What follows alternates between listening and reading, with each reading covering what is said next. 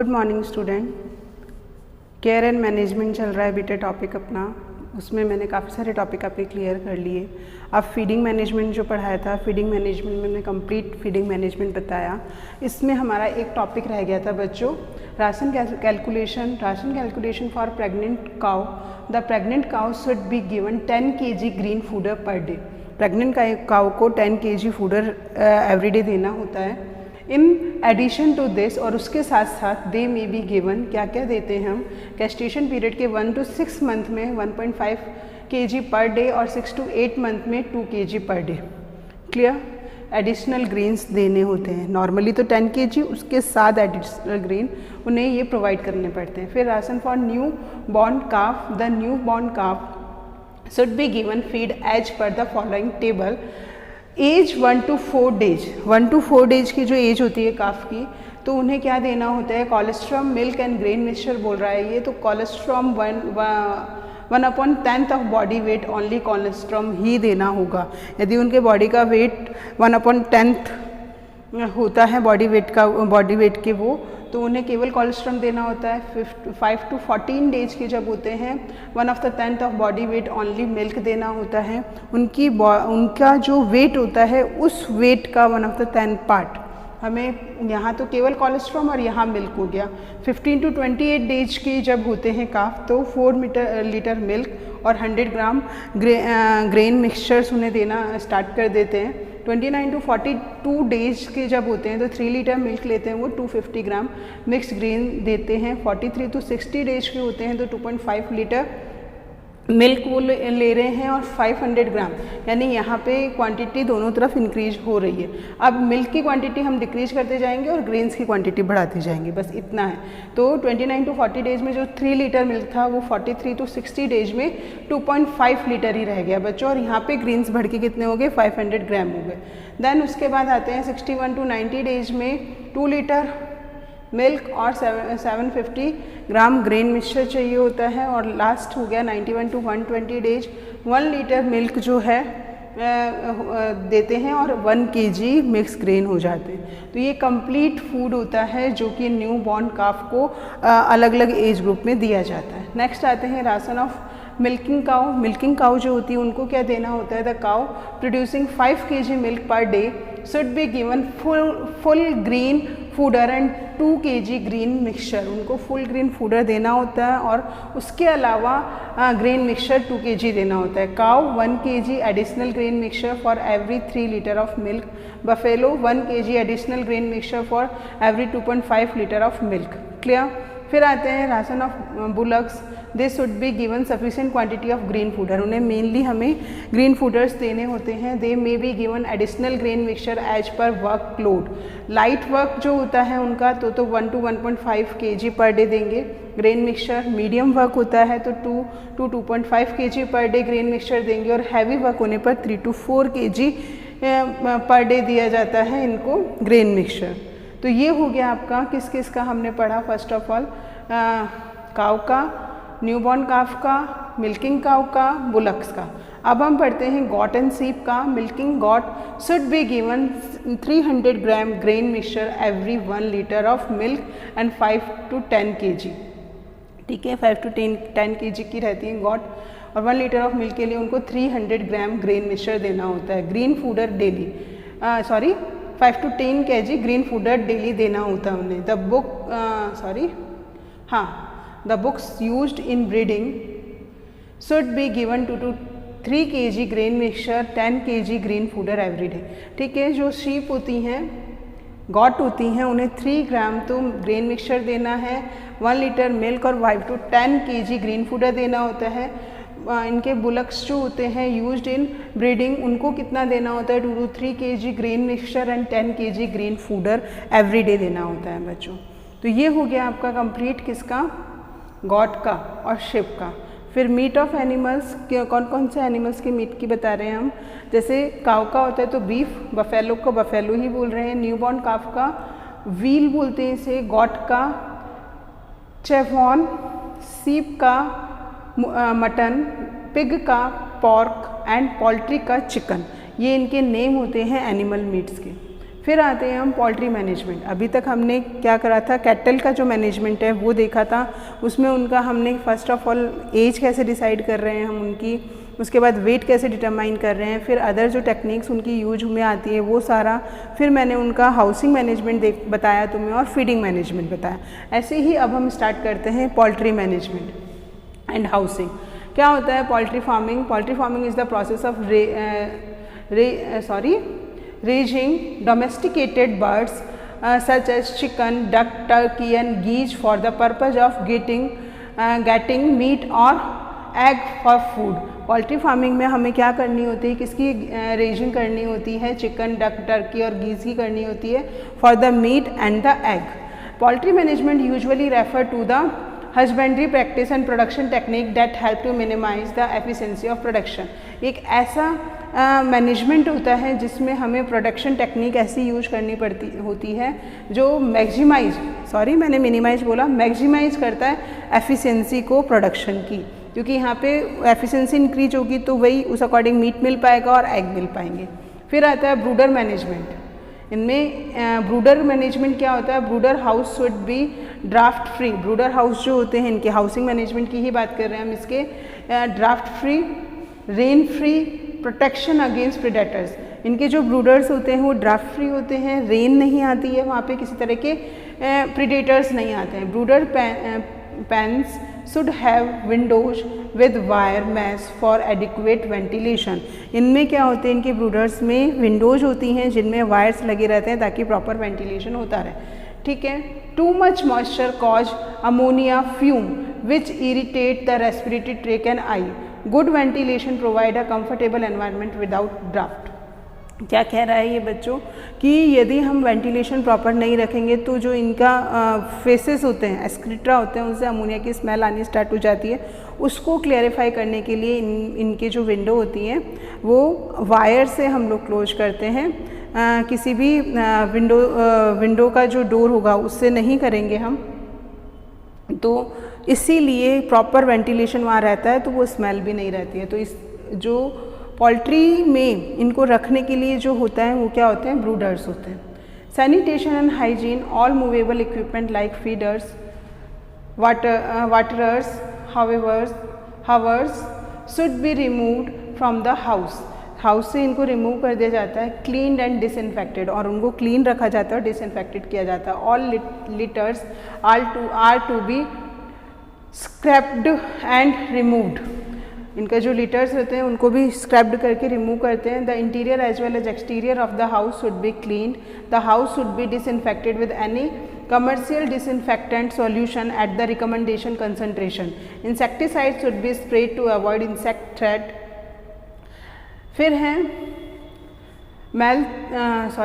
मैलेथियन spray और blow lamping और both can be use to control tick and mite. हम लोग मेनली स्प्रे किसका करते हैं, मैलेथियन स्प्रे करते हैं या ब्लो लंपिंग, या दोनों का ही कर देंगे टिक और माइट को हटाने के लिए। New litter should be spread after each cleaning. नया लिटर स्प्रेड किया जाता है। The insecticide if necessary should be mixed with litter at recommended doses.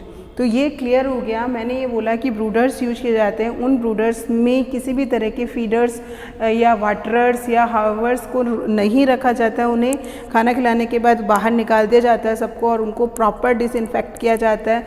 उनकी जो फ्लोर होती है उसका प्रॉपर सैनिटाइजेशन किया जाता है, यानी डिसइंफेक्टेंट किया जाता है उसका।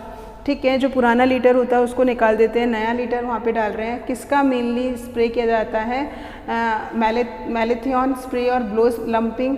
ठीक है। तो ये पूरा उसका प्रॉपर हाइजीन कंडीशन प्रोवाइड करने के लिए करते हैं हम। Litter, sustainable litter material like saw dust and paddy husk should be spread to the depth of 5 centimeter depending upon their availability and cost. Litter जो होता है वो मेनली क्या है, मटेरियल लाइक मेनली वो होता क्या है, सॉ डस्ट और पैडी हस्क होता है। इसको हम 5 मीटर की डेप्थ तक क्या करते हैं, स्प्रेड करते हैं। डिपेंड करता है कि कितना उसको स्प्रेड करना है, कितनी जगह में उसे, इतना नहीं, ये किस पे डिपेंड करता है कि उसकी अवेलेबिलिटी कितनी है और उसकी कॉस्ट कितनी है, उस पर डिपेंड करता है। Mouldy material should not be use, mouldy material को नहीं यूज किया जाता है। The litter should be stirred at frequent interval to prevent caking. ठीक है, लिटर को रेगुलरली मैंने बोला फ्रिक्वेंटली चेंज करते रहना चाहिए ताकि वो नीचे जमे ना। Wet litter if any should be remove immediately and is replaced by dry new litter, this prevent ammoniacal order. हम क्या कर रहे हैं, पुराने एकदम से क्या होगा, लिटर यदि गीला हो जाता है तो उस गीले लिटर को फटाफट हटाना चाहिए, नहीं तो वहाँ पे अमोनिया की स्मेल आनी स्टार्ट हो जाएगी। क्लियर? तो ये हो गया लिटर। फिर आते हैं बच्चों नेक्स्ट, ब्रूडिंग टेम्परेचर। टेम्परेचर उनका कैसा होना चाहिए, पूरा हम हाउसिंग मैनेजमेंट ही पढ़ रहे हैं पोल्ट्री का।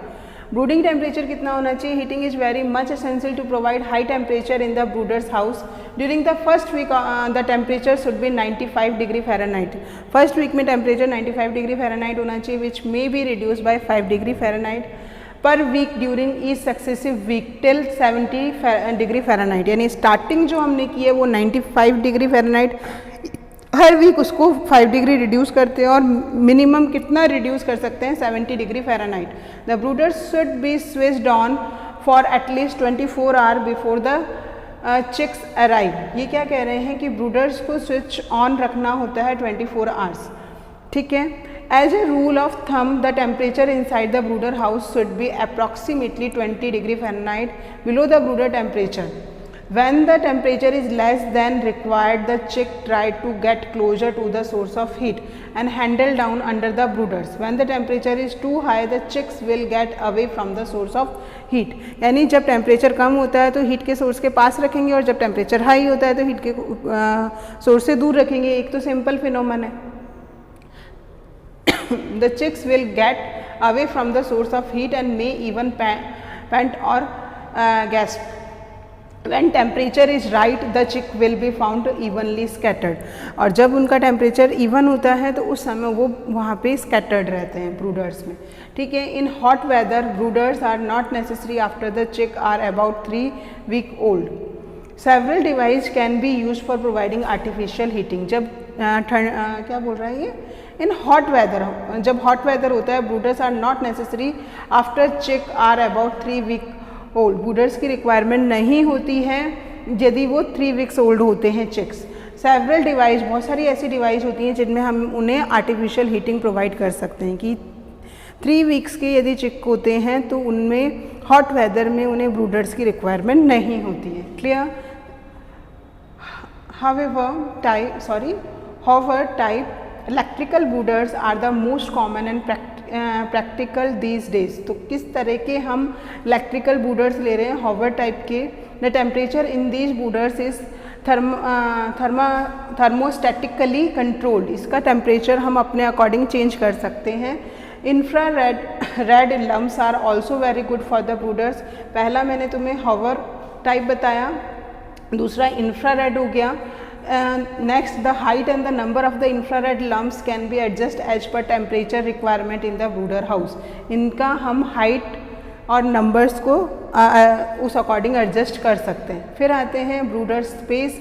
brooder की space कितना होना चाहिए, brooder space of 7 to 10 square inch in recommended पर चिक के लिए उसमें कितना space होना चाहिए, 7 to 10 square inch।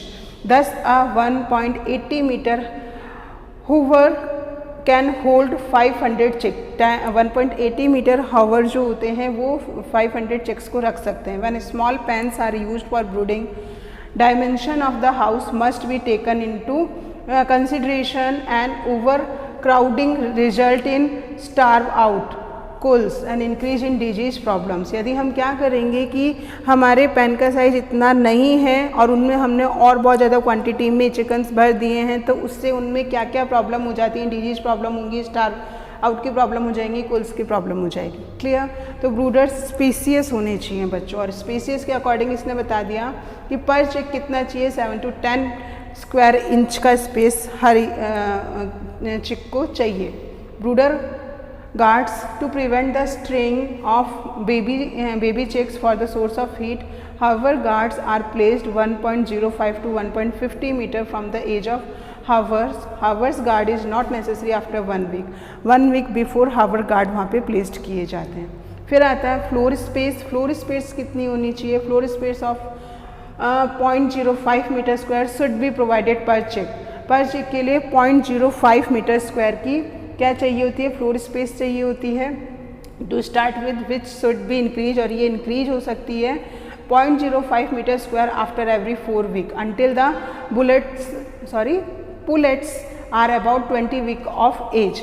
For broilers, at least 0.1 meter square of floor space for female chicks and 0.15 meter square for male chicks should be provided till 8 week of the age. यानी starting हम जो कर रहे हैं, जो छोटे छोटे चिक्स होते हैं उन्हें तो केवल फ्लोर कितना चाहिए होता है? 0.05 चाहिए होता है। धीरे धीरे वो बढ़ता चला जाता है और एट लास्ट 0.1 मीटर स्क्वायर तो फीमेल चिक्स को चाहिए और 0.15 मीटर स्क्वायर मेल चिक्स को चाहिए होता है। रेजिंग ब्रॉयलर्स, पुलेट्स एंड कॉकरेल्स चिक इन द सेपरेट पैन में बी बेनिफिशियल। हमें रेजिंग बॉयलर पुलेट्स को और कॉकरेल्स चिक्स को सेपरेट रखना चाहिए, वो ज़्यादा अच्छा होता है।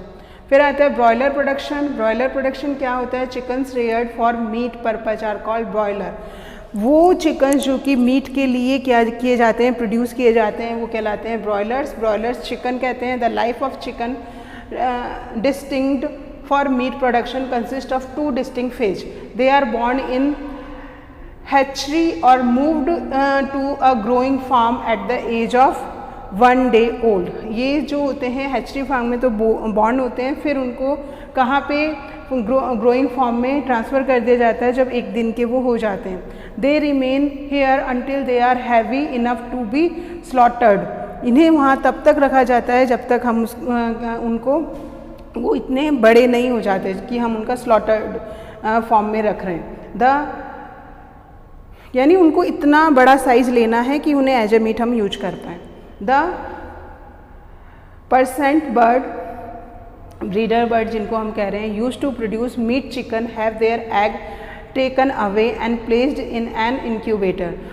वो चिकन जिन्हें हम मीट के लिए यूज कर रहे हैं, इनके एग्स को हम अलग कर लेते हैं और उन्हें इंक्यूबेटर में रख देते हैं। Hens the egg are kept in an optimum constant atmosphere and regulated temperature. तो जब उन्हें हम इंक्यूबेटर में रख रहे हैं तो इंक्यूबेट का मतलब ही यही होता है कि उनका ऑप्टिमम कांस्टेंट टेम्परेचर रहे और जो टेम्परेचर जो उन्हें चाहिए वो रहे और एनवायरनमेंट भी या एटमॉस्फेयर भी उन्हें वही मिले। At 21 days the chick are ready to hatch using their egg tooth to break out to their cell. When broiler chicken are a day old, they are transported to transport modules या चिक box कहते हैं from the hatchery to the rearing farm. यानी इसने starting से तो पहले ये बताया है कि ब्रॉयलर जो होते हैं वो मीट के लिए यूज में लिए जाते हैं। स्टार्टिंग में उन्हें हैचरी में रखते हैं, जब 1 day ओल्ड हो जाते हैं तो उन्हें हम अलग फार्म में ट्रांसफ़र कर देते हैं। उस फार्म में वो रेगुलर ग्रो कर तब तक उनको रखते हैं जब तक वो अच्छे बड़े नहीं हो जाते। उसके अलावा इनके जो एग होते हैं उन एग को लेते हैं और इंक्यूबेटर में रखते हैं। उस इंक्यूबेटर में उनका एटमॉस्फेयर और टेम्परेचर दोनों मेंटेन रहता है। After 21 days of this egg जो होता है वो ब्रेक हो जाता है और न्यू ब्रॉयलर चिकन वहाँ पे डेवलप हो जाता है। इसको हम पहले तो मॉडरी में रख रहे हैं, उसके बाद इन्हें हैचरी में ट्रांसफ़र क्या कह रहा है इन ट्रांसपोर्ट मॉडलर्स के थ्रू फ्रॉम द हैचरी। ठीक है, hatchery to the rearing farm. हम क्या कर रहे हैं, मैंने बोला था 1 day तक हैचरी में रख रहे हैं, फिर किस इंस्ट्रूमेंट के थ्रू, ट्रांसपोर्ट मॉड्यूल्स के थ्रू हम उन्हें क्या कर रहे हैं, रेयरिंग फार्म में लेके जा रहे हैं। Unlike laying hens kept for egg production, वो हैंस जो कि एग प्रोडक्शन कर रही है which live for about a year, जो कि 1 साल तक ही जिंदा रह पाती है। Broiler only live for several week. समझ गए बच्चों कि जो ब्रॉयलर्स होते हैं वो कुछ वीक्स तक ही लाइव रह पाते हैं, जबकि ये जो होते हैं वो 1 साल तक लाइव रह पाते हैं before they are slaughtered. In the US, the average slaughter age is 47 days at the weight of 2.6 kg. In the EU, the average slaughter age is 42 days at the weight of 2.5 kg. Clear हो गया, ये broiler clear हुआ। अब आते हैं layers. Layers क्यों होते हैं? For the egg production. Layer poultry farming means raising egg laying poultry birds for the purpose of commercial egg production. Layer chicken are such a special species of hens which need to be raised from when they are 1 day old। ये special type of chicken होते हैं जिन्हें हम mainly egg के लिए raised करते हैं। और कब से स्टार्ट कर देते हैं इनका, जब ये एक साल के ही होते हैं। They start laying eggs commercially from 18 to 19 week of the age. और ये एग ले करना कब स्टार्ट करते हैं, जब वो 18 to 19 वीक के होते हैं। अ हैन कैन ले only 1 egg in a day. एक दिन में वो एक ही एग दे रही है। A hen's body being forming an egg shortly after the previous egg is laid and it take 26 hour for an egg to form fully. यानी पहली बात तो इन्होंने की कि एक दिन में एक ही एग को है ना ले करेगी, उसके बाद इसकी बॉडी को दोबारा दूसरा एग फॉर्म करने के लिए कितने आवर की ज़रूरत होती है, 26 आवर की रिक्वायरमेंट होती है। यानी 1 डे और चाहिए उसे कंप्लीट दूसरे एग को फॉर्म करने के लिए। Difference between broiler and layers. Broilers और लेयर्स का डिफरेंस हम लोग देख रहे हैं बच्चों। The primary striking difference is layers are females. Layers जो होते हैं वो तो फीमेल्स होते हैं, whereas broilers are unsexed both male and female. Broilers जो होते हैं उनको हम क्या करते हैं, ना तो वो फीमेल रहते हैं ना फीमेल्स रहते हैं, अनसेक्स्ड रखते हैं उन्हें। Broilers are reared for meat purpose. ये मैं पहले से बता रही हूँ कि ब्रॉयलर्स को मीट पर्पज़ के लिए ले रहे हैं, whereas layers are reared for egg production. और लेयर्स को हम क्यों ले रहे हैं, एग प्रोडक्शन के लिए। Broilers attempt a body weight of around 2.2 to 2.4 kg within 6 week because of their fast growth. On the other side broilers जो होते हैं उन्हें वो बहुत जल्दी कितना 6 वीक में ही 2.2 to 2.4 kg के हो जाते हैं, ठीक है, फास्ट ग्रोथ के कारण। जबकि लेयर्स जो होते हैं attain a body weight of 1.5 to 1.8 kg eight their sexual maturity. Sexual maturity जब होती है उनका 1.5 to 1.8 kg ही होता है 22 वीक्स में। Broilers are reared for a span of 38 to 42 days. Broilers जो होते हैं रेयर्ड किए जाते हैं 38 to 48 डेज में and then they are marketed. उसके बाद उनको मार्केट में लेके जाता है एंड स्लॉटर्ड फॉर मीट, ठीक है, मीट के लिए स्लॉट किया जाता है उन्हें। Layers attend sexual maturity at around 22 week and laying egg up to 72 week of age. क्या कह रहे हैं, लेयर्स जो होते हैं उनमें सेक्सुअल मैच्योरिटी आती है 22 डेज में, वीक में, और उसके बाद वो एग ले करती है up to 72 week of the age, जब उनकी 72 वीक के हो जाते हैं। And then they are either molted और सोल्ड एज स्पांट हैंस। तो उन्हें मोल्टर्स, जो ट्रांसपोर्टर्स मैंने बताए थे, उन मोल्टर्स में रखा जाता है या फिर उन्हें बेच दिया जाता है, sold as spent hens. Commercially deep litter system of housing is best suited for the rearing broiler. Rearing broiler के लिए हम कौन सा हाउसिंग सिस्टम लेते हैं, deep litter system, whereas it is preferred to layer in caged housing system. और layers को किस में किया जाता है, रेयर केज्ड हाउसिंग सिस्टम में। Usually broiler are reared in batches in an all in all out system in a single layer set. एक single layer set में अलग अलग बैचेज में उनको क्या रेयर किया जाता है, whereas layers are reared as per different growth stage in different shed. अलग अलग ग्रोथ स्टेज में अलग अलग सेड उनकी रहती है। डैट इज चिक 0 to 8 week, growers 9 to 22 weeks and layers जो होते हैं 22 to 72 वीक्स के रहते हैं। तो ये हो गया आपका कंप्लीट ब्रॉयलर और लेयर्स क्या होते हैं और ब्रॉयलर्स और लेयर्स में मेन डिफरेंस क्या रहता है। फिर आते हैं हम poultry housing. Poultry housing, there are 4 system of housing followed by the poultry keepers. The type of housing adopted depend on to a large extent on the amount of ground and capital available. ठीक है, कितना ground और कितना capital available है उस according हम 4 यहाँ पे बता रहे हैं। फ्री रेंज और extensive system, semi extensive system, folding unit system और इंटेंसिव सिस्टम। ठीक है, स्टार्टिंग करते हैं बच्चों। इंटेंसिव सिस्टम में बैटरी सिस्टम और डिप्लेटर सिस्टम भी है। फ्री रेंज सिस्टम क्या है, this method is older of all. ये बहुत पुराना मेथड है, has been used for centuries by general farmers where there is no shortage of land, जहाँ पे लैंड की शॉर्टेज नहीं होती थी। This system allow great but not unlimited, unlimited रहता था ये, नहीं ये बहुत अच्छा है बट अनलिमिटेड नहीं है। Space to bird on land where they can find an appreciable amount of food in the form of herbage, seed and insect, provide they are protected from predators, animal and infectious disease including parasitic infestation, यानी ये वो सबसे पहले पुराना है, old technique वैसे ही ज़्यादा होती है, इनमें बहुत ज़्यादा इनको स्पेस मिलता है। उसके अलावा इनको as a food herbage seeds मिल रहे हैं, ठीक है, in the form of herbage seeds and insect provided they are protected. Predators animal से भी ये प्रोटेक्ट हो पाते हैं और डिजीज से भी ये प्रोटेक्ट हो पाते हैं। फिर आता है semi intensive system. This system is adopted where the amount of free spare available is limited. अब हमारे पास स्पेस थोड़ा सा अवेलेबल वो लिमिटेड हो गया। It is necessary to allow the birds 20 to 30 square yard per bird 20 to 30 square yard चाहिए for outside run.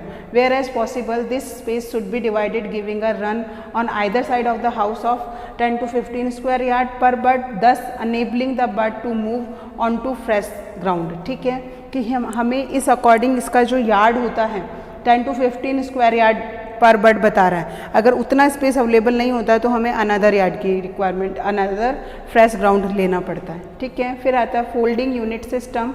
This system of housing is an innovation of recent year in portable folding system units, birds being confined to one small run. The position is changed every day, कि वो छोटे छोटे से run करती है और उनकी position हर day change होती रहती है। Giving them fresh ground and the birds find a considerable proportion of food from the herbage. ठीक है, तो इसमें क्या होता है कि वो छोटे छोटे जगह में एक तो रन करती है, दूसरा उनको कंसिडरेबल अमाउंट ऑफ फूड दिया जाता है और उनका ग्राउंड रेगुलरली चेंज किया जाता है। क्लियर। फिर फोर्थ एंड लास्ट हो गया आपका intensive system. In this system the birds are confined to the house entirely with no access to land outside. It is usually adopted where land is limited. यहाँ पे अब बिल्कुल limited land हो गया और एक्सपेंसिव होता है वो। Under the intensive system battery and deep litter method are most common. Battery system क्या होता है? This applicable is the inventor's latest contribution to the commercial egg farming. Mainly egg farming के लिए बता रहा है। This is most intensive type of poultry production is useful to those who have only a small floor space. ये केवल वहाँ पे use किया जाता है जिनका फ्लोर स्पेस जो होता है वो कम होता है। ठीक है, floor space at their disposal. In the battery system each hen is confined to a cage just large enough to permit very limited movement. यानी उनको एक केज में रखा जाता है और वो उसमें इतना स्पेस होता है कि वो आराम से उसमें मूव कर सकें।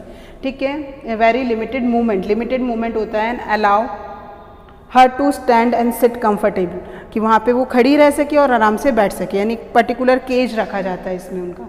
The usual floor space is 14 × 16 inch and the height 17 inch. Height उनकी इतनी और ये वाला साइज मैं बता रही हूँ आपको। Usually 3 to 5 birds are kept in 1 cage. एक केज में 3 to 5 बर्ड्स को रखा जाता है। ये वाला सिस्टम कौन सा होता है? Battery system. Clear.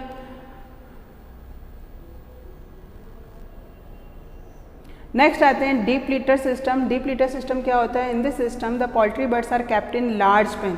Poultry bird को बड़े बड़े पेन में रखा जाता है। अप टू 250 बर्ड्स होती हैं उसमें on floor covered with litter. अभी जो स्टार्टिंग मैंने ब्रूडर्स बताए थे, like straw, sawdust and leaves up to depth 8 to 12 inch. Deep litter resemble to dry compost.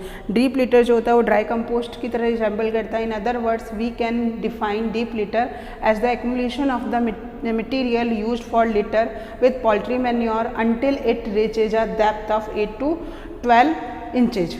Clear. तो ये यही कह रहा है कि डीप लिटर सिस्टम में क्या करते हैं, हम एक पर्टिकुलर एक बड़ा स्पेस लेते हैं जिसमें लगभग कितने 250 बर्ड्स हम रख सकते हैं उसमें।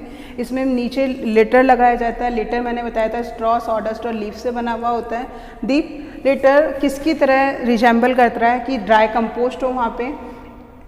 क्या बता रहा है? Accumulation of the material use for litter with poultry manure until it reach a depth. हमें उतना यूज करना होता है जितना उसकी डेप्थ 8 to 12 इंचेस ना पहुंच जाए। This method is use for commercial egg production. ये कमर्शियल एग प्रोडक्शन में यूज किया जाता है। It is the most popular housing system of poultry in today's world. The length, width and height are kept according to the number of poultry birds as follows. ठीक है, number of the birds, जैसे 100 birds हैं तो length कितनी होनी चाहिए उसकी 20, width जो है 15 फीट और हाइट 10 फीट। उसी तरह से यदि नंबर ऑफ बर्ड्स 200 बर्ड्स हैं तो लेंथ 30 फीट, विड्थ 20 फीट होनी चाहिए और हाइट जो है वो 10 फीट होनी चाहिए। 500 बर्ड्स के लिए 60 फीट, 25 फीट और 10 फीट और 1000 बर्ड्स के लिए 100 फीट, 30 फीट और 10 फीट। क्लियर? तो ये कंप्लीट हाउसिंग सिस्टम हो गया इनका बर्ड्स का। उसके अलावा ब्रॉयलर और लेयर्स का मैंने पूरा क्लियर कर दिया। तो नेक्स्ट टॉपिक फिर हम लोग क्या पढ़ेंगे, पोल्ट्री डिजीज़, कौन कौन सी डिजीज़ उनमें होती हैं।